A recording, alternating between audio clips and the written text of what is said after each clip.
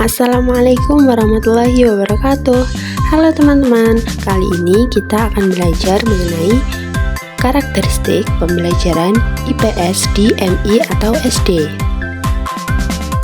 Sebelumnya, perkenalkan, saya Nindi Mesahrina dari kelas PGMI 5D. Pada kesempatan kali ini, saya akan memenuhi tugas mata kuliah pembelajaran IPS yang diampu oleh Ibu dosen Maftucha MPDI. Selanjutnya, mari kita simak materi berikut ini. Karakteristik pembelajaran IPS.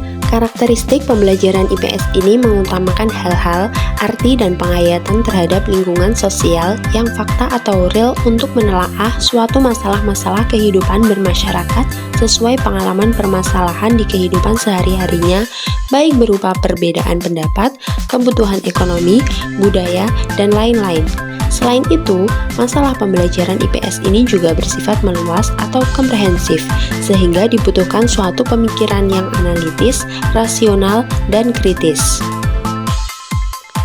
Karakteristik pembelajaran IPS merupakan teori bagaimana membina kecerdasan sosial yang mampu berpikir kritis, kreatif, inovatif, berwatak dan berkepribadian luhur, bersikap ilmiah dalam cara memandang, menganalisa, serta menelaah kehidupan nyata yang dihadapinya.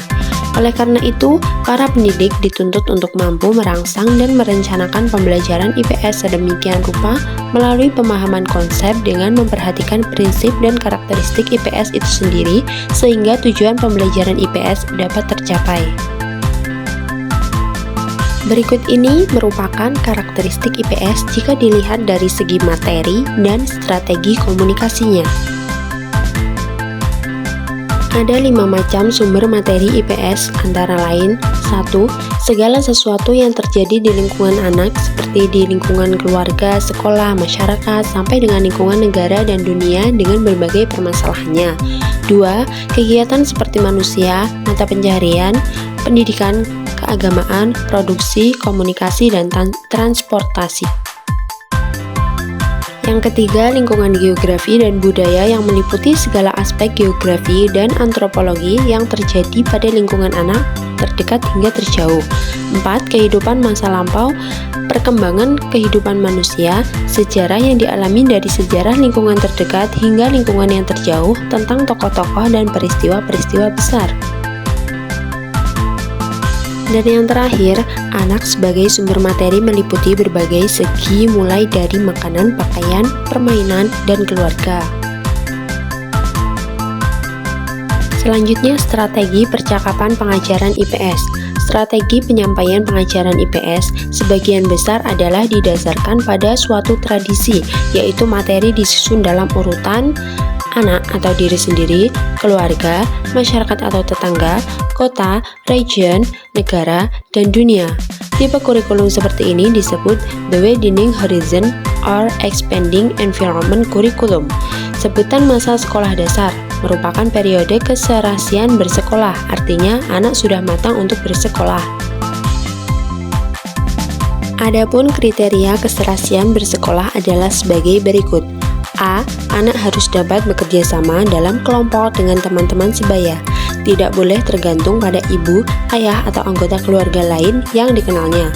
B. Anak memiliki kemampuan sineik analitik.